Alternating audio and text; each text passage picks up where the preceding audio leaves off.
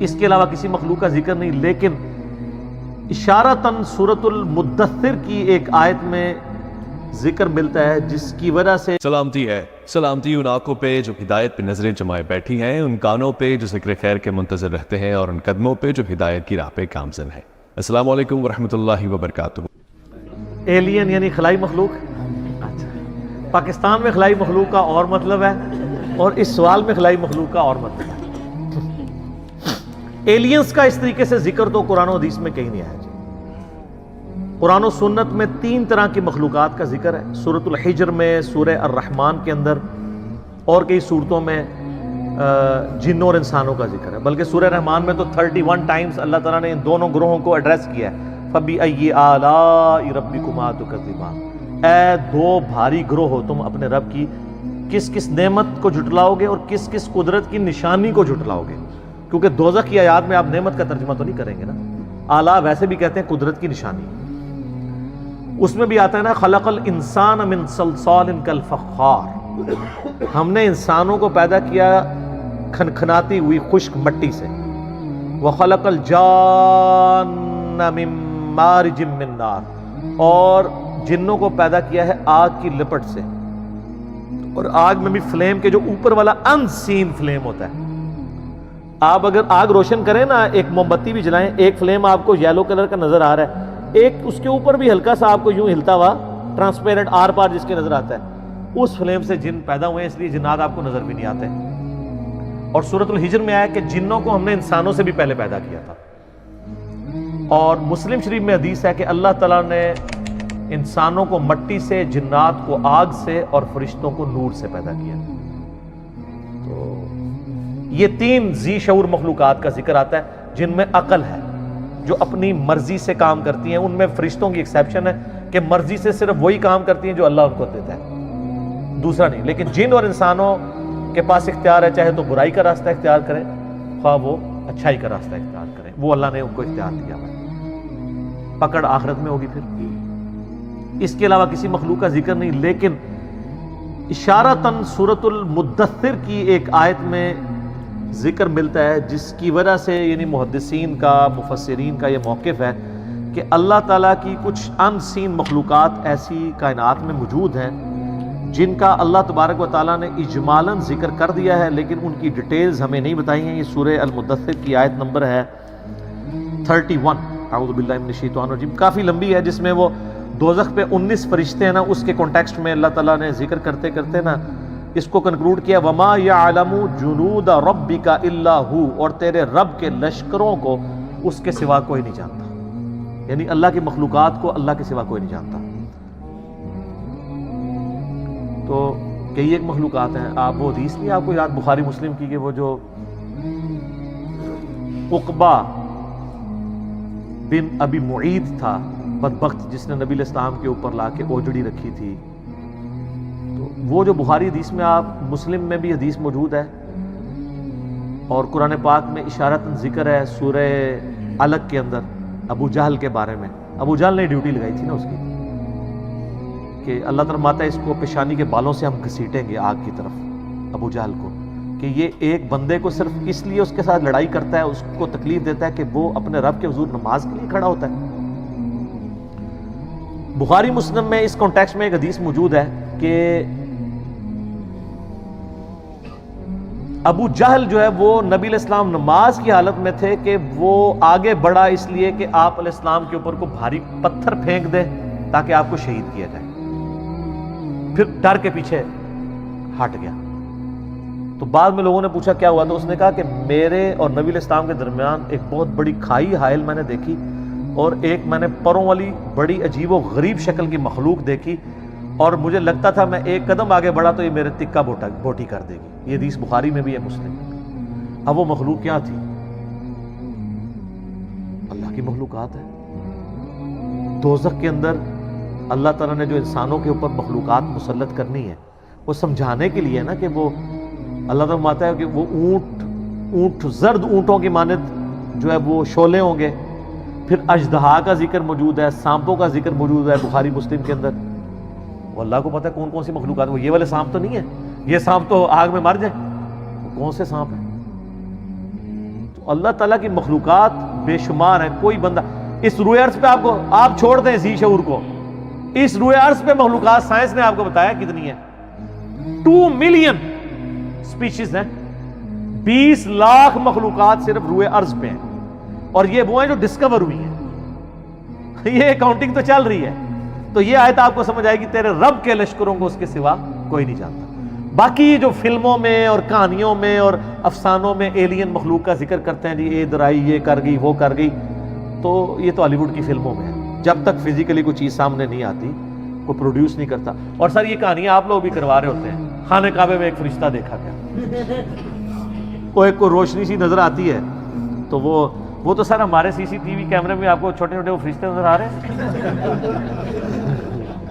رات کے وقت اس ملک میں جو پولوشن ہے وہ اڑتی بھی جب آپ کو نظر آتی ہے, چونکہ یہ ایچ ڈی کیمرے لگے ہوئے ہیں نا, تو نائٹ ویژن کیمرے ہیں, تو آپ کو ذرات اتنے اڑتے ہوئے نظر آئیں گے. تو وہ مجھے جب بھائی پوچھتے ہیں کہ میں نے کہا فرشتے جو نا, یعنی انڈیا پاکستان بنگلہ دیش فرشتے نے, سائنس کی زبان فرشتے کوئی نہیں نے, یہ تو انہوں کہانی کرائے گی. فرشتے تو اپنی جگہ ایک مخلوقات ہیں, لیکن فرشتے جو ہیں وہ ایسی مخلوق ہیں کہ اللہ تبارک و تعالیٰ نے اس فزیکل ورلڈ سے ان کو ایک الگ مخلوق کے طور پہ رکھا ہوا ہے. اس فزیکل ورلڈ کی مخلوق نہیں ہے, اس لیے آپ کبھی دیکھ نہیں سکتے فرشتوں کو جب تک کہ وہ اس فزیکل ورلڈ کے جو قوانین ہیں ان کے مطابق انسانی شکل میں نہ آ جائے. جیسا کہ حدیث جبریل ہے, مسلم میں تو ڈیٹیل ہے, بخاری میں بھی ہے, جیسے جبریل علیہ السلام انسانی شکل میں آئے, سفید کپڑوں میں, کالے ان کے یعنی بال تھے, اور ایسے تھے کہ ان کے کپڑے کے لگتا تھا کہ کوئی سفر کے آثار بھی نہیں ہے, اور بندہ بھی کوئی آؤٹ اسٹیشن تھا. وہ جبریل علیہ السلام تھے, نبی علیہ السلام سے 1 to 1 سوال کر کے چلے گئے, گھٹنے سے گھٹنے ملا کے. تو اس طرح ہو سکتا ہے کہ فرشتہ انسانی شکل میں آ جائے. باقی یہ جو لوگ دعوے کرتے ہیں نا, جی فلاں کو خضر مل گئے, فلاں کو فلاں بزرگ مل گئے, فلاں کو فلاں یہ ہو گیا, تو ساری کہانیاں ہیں سر. یہ تو کہانیاں اتنی ہیں, اور مجھے دکھ ہوتا ہے اس وقت جب ہمارے مذہبی طبقے کی طرف سے یہ چیزیں کہانیاں آتی ہیں. میں آپ کو پتا سبز پگڑی والی جماعت کے ساتھ بھی رہا, میں رائے وینڈ والی جماعت کے ساتھ بھی رہا, اور جماعتوں کے ساتھ بھی, جدھر بھی میں گیا ہوں نا اس طرح کی کہانیاں مجھے ملی ہیں. میں حرم مکہ میں بیٹھا ہوا تھا, تو ایک تبلیغی جماعت کے بھائی تقریباً آدھا گھنٹہ میں نے دیکھا وہ یوں دعا کرتے رہے, اور آدھا گھنٹہ دعا کرنا بڑا کنوکشن والا ایمان والا بندہ ہی کر سکتا ہے. ابھی جمعے میں کافی ٹائم تھا, سلام پھیرا, تعارف ہوا, انڈیا کے تھے, تو کرتے کرتے تو وہ کہنے لگے یہ بھی جو ہمارا بنگلہ دیش والا اجتماع تھا نا, اس میں صحابہ کرام سمیت نبی علیہ السلام تشریف لائے تھے, لوگوں نے دیکھا ہے. یہ عام ہے, اس کو کہتے ہیں کارگزاری. کیوں سر, آپ تو خود جماعت میں ہے نا. یہ جماعت کے وہ رکن ہے جو باغی نہیں ہے, بابی نہیں ہے, بس مانتے ہیں کہ یار یہ کہانی ہے, کرتے ہیں یہ لوگ. اور سر آپ کو بتاؤں, آپ سبز پگڑی والی جماعت میں نہیں رہے, وہاں پہ وہ دعوت اسلامی کی بہاروں کے نام سے چلتا ہے, یہاں کارگزاری کے نام سے چلتا ہے. اور اللہ معافی دے, یہ کارگزاریاں آپ کرسچنز کی جو جماعتیں نکل رہی ہیں ان سے بھی سنیں گے. کل کو یہ نہ ہو آپ کرسچن ہو جائیں جا کے. اور یہ کارگزاریاں آپ کو ہندوؤں میں بھی نظر آئیں گی. کتنے وہ لاکٹ کے اشتہار چل رہے ہوتے ہیں نا کہ جناب فلاں جگہ ایئر کریش ہوا, ایک بندہ بچا, اس نے وہ بھگوان والا لاکٹ پہنا ہوا تھا. تسی جناب وہ نالائن سی والے بیج بیچ دے ہو, وہ اپنے لاکٹ بیچ دینے. تو یہ بائی چانس بھی تو ہو سکتا ہے نا. یا تو یہ ہے کہ بھئی آپ ایک جہاز روانہ کریں جس پہ ساری سواریوں کو لاکٹ بنائیں, اس کو گرائیں, اور کہ سارے بچ گئے, پھر منا گے نا. ہاں کہانی تو پھر انج ہوتی, گورا تو پھر انج انالیسس کرتا ہے نا, بائی چانس نال تو نہیں ہوتا. یہ ساری کی ساری چیزیں کہانیاں, جھوٹ, اور یہ وہاں بھی ملتے ہیں. میں آلموسٹ دعوت اسلامی کے اجتماع میں 6-7 کنٹینیوس اجتماعوں میں گیا ہوں. آلموسٹ ہر اجتماع کے بعد آتے تھے ایک اسلامی بھائی کا بیان ہے, نبی علیہ السلام خواب میں فرمایا جتنے لوگ اجتماع میں ہیں تمام کی مغفرت ہوگی. خوابوں کے اوپر سارے کام چل رہے ہیں.